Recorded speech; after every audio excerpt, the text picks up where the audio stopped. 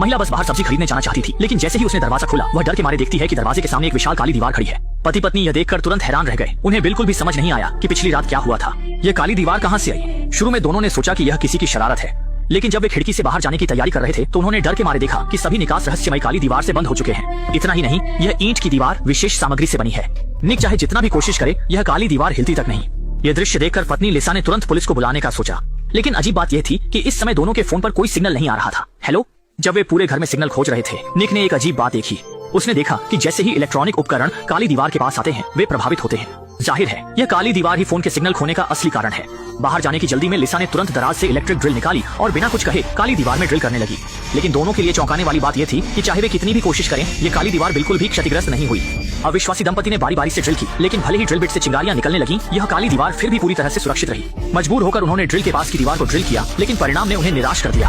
उनकी दीवार के बाहरी हिस्से को पूरी तरह से रहस्यमयी काली दीवार ने घेर लिया था। दोनों यह देखकर तुरंत हैरान रह गए। इतनी बड़ी मात्रा में काम एक रात में कैसे पूरा हुआ। लेकिन इसी समय पड़ोसी के घर से आवाज आई, जिससे दोनों को उम्मीद की किरण नजर आई। आवाज सुनने का मतलब था कि यह दीवार काले ईंटों से बंद नहीं हुई थी। जैसा कि उम्मीद थी, इलेक्ट्रिक ड्रिल के नीचे उन्होंने जल्दी से इस दीवार को तोड़ दिया और पड़ोसी दंपति से मिल गए। थोड़ी बातचीत के बाद उन्हें पता चला कि वे भी काली दीवार से घर में फंसे हुए थे। कोई नहीं समझ पा रहा था कि यह काली दीवार कहां से आई और इसके पीछे असली मकसद क्या था। और भी बुरी बात यह थी कि समय के साथ घर की पानी की आपूर्ति भी बंद हो गई थी, और पानी की आपूर्ति खोने का मतलब ये था कि वे जल्द ही प्यास से मर जाएंगे। यह स्थिति देखकर निक गुस्से से भर गया और उसने फोन उठाकर काली दीवार पर फेंक दिया। लेकिन इस हरकत से उसे एक नई खोज हुई। टूटे हुए फोन के पुर्जे काली दीवार पर चिपक गए। क्या यह काली ईंटें चुंबक से बनी हैं? अपने विचार की पुष्टि करने के लिए उसने तुरंत बड़ी मात्रा में लोहे की वस्तुएं निकाली और पूरी काली दीवार पर समान रूप से फैला दी। थोड़ी कोशिश के बाद उसने पाया कि काली दीवार में वास्तव में एक रहस्य छिपा था, और वह यह था कि काली दीवार की चुंबकीय शक्ति अलग अलग थी। शायद काली दीवार का रहस्य इन 4 सबसे मजबूत चुंबकीय बिंदुओं में छिपा था। लेकिन जैसे ही दोनों सोच रहे थे, दीवार पर लोहे की वस्तुएं अचानक हिलने लगीं। शुक्र है कि निक ने तेजी से प्रतिक्रिया दी और समय पर अपनी पत्नी को चोट से बचा लिया, लेकिन दुर्भाग्य से उसकी पीठ पर लौटे हुए लोहे के टुकड़े से चोट लग गई। मजबूरी में उसने पहले अपनी पत्नी से अपने घाव को बांधने के लिए कहा। थोड़ी देर आराम करने के बाद दोनों ने पड़ोसी के घर की ओर जाने वाले छेद को बड़ा करना शुरू किया।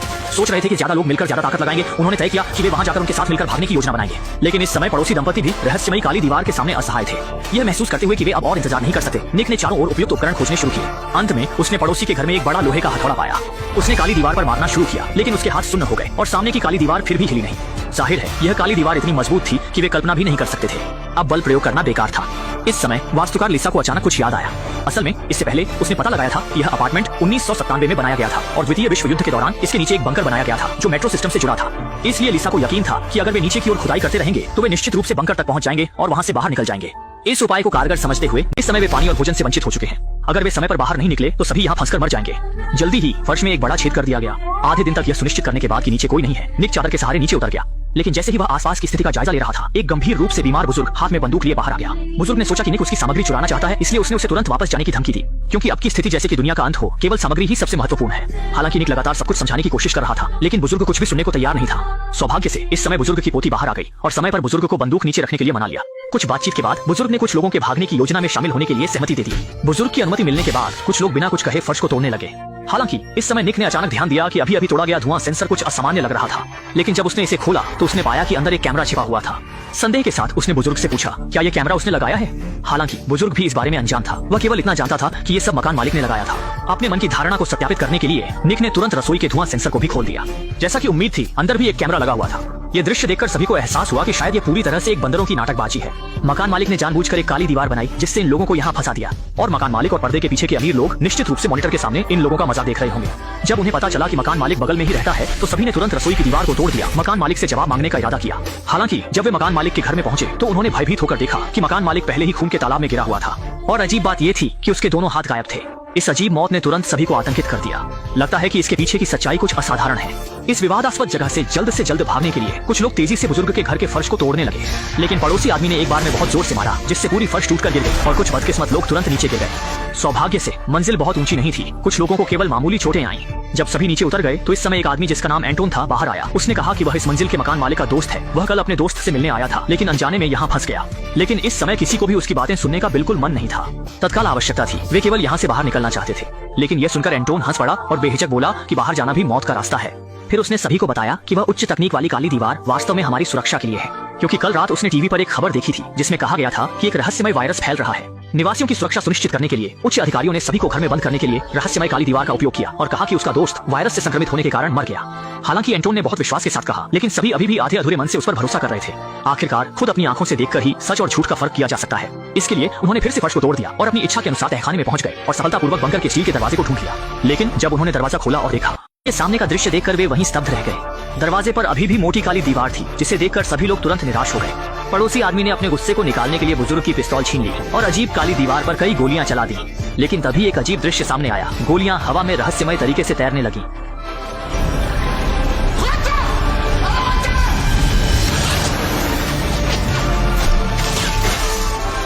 कुछ युवा लोग तेजी से प्रतिक्रिया करते हुए बच गए, लेकिन बुजुर्ग इतना भाग्यशाली नहीं था। उसे वापस लौटती गोली ने सीने में छेद कर दिया। अंततः अत्यधिक रक्तस्राव के कारण उसकी मृत्यु हो गई। इस घटना के बाद सभी ने इन काली दीवारों की भयानकता को समझा और भागने का विचार छोड़ दिया। सौभाग्य से उनका आत्मसमर्पण निक को प्रभावित नहीं कर सका। वह दृढ़ता से मानता था कि मकान मालिक की मौत का संबंध रहस्यमय काली दीवार से है और काली दीवार के पीछे की सच्चाई को उजागर करने के लिए कुछ लोगों ने मकान मालिक के घर लौटने का फैसला किया, ये देखने के लिए कि क्या कोई उपयोगी सुराग मिल सकता है। कमरे में कोई उपयोगी चीज नहीं मिली, लेकिन ध्यान देने वाले निक ने देखा कि मकान मालिक का यह लिविंग रूम उसके ऊपर के लिविंग रूम से काफी छोटा है। वास्तव में उसने खोजबीन के बाद पाया कि एक दीवार के पीछे एक खाली जगह है। इसका मतलब है कि एक छिपा हुआ कमरा है। जब वह इसे खोलने का तरीका खोज रहा था, पड़ोसी आदमी ने एक दराज से एक रिमोट कंट्रोल निकाला। उसने बस इसे बेतरतीब ढंग से दबाया और छिपे हुए कमरे से आवाज आई। स्पष्ट रूप से यही छिपे हुए कमरे को खोलने का नियंत्रक था। लेकिन पासवर्ड क्या था? इस समय निक को अचानक कुछ याद आया। उसने हल्के से रिमोट कंट्रोल पर आटा फूंका और अगले ही पल 4 फिंगरप्रिंट दिखाई दिए और 4 अंकों के केवल 24 संयोजन थे। लगातार प्रयासों के बाद अंततः उन्होंने छिपे हुए कमरे का दरवाजा खोल दिया, जिसमें कुछ कंप्यूटर रखे थे और उन पर सभी निगरानी दृश्य थे। मकान मालिक छिपे हुए कैमरों के माध्यम से सभी निवासियों के घर की स्थिति को स्पष्ट रूप से देख सकता था। जाहिर है मकान मालिक एक विकृत व्यक्ति था जो झांकने का शौक रखता था, लेकिन अब इन बातों पर ध्यान देने का समय नहीं था। तत्काल आवश्यकता थी काली दीवार के रहस्य को समझने की। और जब उन्होंने पिछले निगरानी वीडियो देखे तो सभी ने पाया कि ईंट की दीवार 4 बजे अचानक बिना किसी को खबर हुए प्रकट हो गई थी। निगरानी दृश्य के आगे बढ़ने के साथ निक ने देखा कि पहली मंजिल पर रहने वाला प्रोग्रामर जो एंटोन का दोस्त था, उसने रहस्यमय काली दीवार को खोलने में सफलता प्राप्त की थी। हालांकि निगरानी ने काली दीवार के खुलने का दृश्य नहीं दिखाया, लेकिन लगातार फ्लैशलाइट के बाद दरवाजे की दीवार पर गलियारे की रोशनी का दृश्य स्पष्ट रूप से देखा जा सकता था। लेकिन इससे पहले कि वे खुश हो पाते, निगरानी में एक भयानक दृश्य दिखाई दिया। एंटोन ने अचानक बाहर के दोस्त को खींच लिया और अंततः उसे जिंदा गला घोंट दिया। निक ने महसूस किया कि स्थिति गंभीर है और जल्दी से वापस चला गया, लेकिन तब तक बहुत देर हो चुकी थी। बुजुर्ग की पोती पहले ही मारी जा चुकी थी और पड़ोसी आदमी को भी एंटोन ने बंधक बना लिया था। निक ने देखा और तुरंत एंटोन से लड़ाई शुरू कर दी, लेकिन उसकी कमजोरी के कारण वह जल्दी हार गया। जब एंटोन उसे मारने की तैयारी कर रहा था, पड़ोसी आदमी ने समय पर मदद की, जिससे एंटोन को काबू में किया जा सका। इसके बाद लगातार पूछताछ के बाद एंटोन ने पूरी कहानी बताई। असल में वह और उसके द्वारा मारे गए प्रोग्रामर दोस्त एक टेक्नोलॉजी नैनो कंपनी के लिए काम करते थे। वे रहस्यमय काली दीवारें उनकी कंपनी के उत्पाद थे और कंपनी के पुराने कर्मचारी के रूप में वह अच्छी तरह जानता था कि केवल वायरस या बड़ी आपदा के समय कंपनी इस तरह की काली दीवार को सक्रिय करती है, जिससे निवासियों की सुरक्षा सुनिश्चित होती है। इसलिए वह मानता था कि बाहर कोई वायरस फैल चुका है, लेकिन उसका दोस्त मानता था कि सिस्टम में कोई खराबी है। दोनों अपनी अपनी बात पर अड़े रहे और जब दोस्त हर हाल में काली दीवार को तोड़कर बाहर निकलना चाहता था, तो उसने खुद को फंसने से बचाने के लिए अपने दोस्त की बेरहमी से हत्या कर दी। ये सुनकर सभी लोग गुस्से से भर गए, क्योंकि बाहर निकलने का एकमात्र व्यक्ति भी मारा गया था। जब कुछ लोग नहीं जानते थे कि क्या करना है, तो ऊपर की मंजिल की महिला पड़ोसी ने कुछ देखा। असल में एंटोन के दोस्त ने काले दीवार के फटने के कुछ समय बाद ही रातों रात एक प्रोग्राम लिखा था। ये समझने के बाद कि वही प्रोग्राम काली दीवार को तोड़ने की कुंजी है, निक ने तुरंत सामने वाले के कंप्यूटर से वो प्रोग्राम अपने मोबाइल में डाल लिया। इसके बाद उसने फोन को काली दीवार की ओर किया और जल्दी ही फोन पर चारों ओर प्रकाश बिंदु बटन दिखाई देने लगे। लेकिन निक को भी नहीं पता था कि बटन का क्रम क्या है, इसलिए वह केवल एक एक करके क्लिक कर सकता था। उसके अंधाधुंध कोशिशों के साथ काली दीवार तुरंत प्रतिक्रिया देने लगी और ठोस से धीरे धीरे अनगिनत कणों में बदल गई। महिला पड़ोसी ने सोचा कि यह बाहरी दुनिया की ओर जाने वाला रास्ता है और उत्सुकता से अपना हाथ अंदर डाल दिया। कौन जानता था कि अगले ही पल उसका हाथ अंदर बुरी तरह फंस गया और काली दीवार उसे जोर जोर से अंदर खींचने लगी। जल्दी ही उसका आधा शरीर अंदर धंस गया। इसी समय काली दीवार फिर से ठोस हो गई।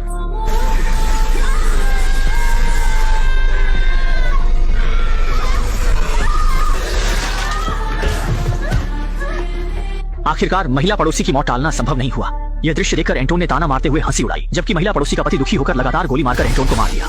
घटना के बाद वह अपनी पत्नी की जुदाई सहन नहीं कर सका और आखिरकार गोली मारकर आत्महत्या कर ली। इस सारी उथल पुथल के बाद अब केवल निक और लीसा ही बचे हैं और महिला पड़ोसी की मौत ने उन्हें यह एहसास दिलाया कि फोन पर दिखने वाले प्रकाश बिंदु इतने सरल नहीं है। यह निश्चित रूप से फोन के पासवर्ड की तरह है।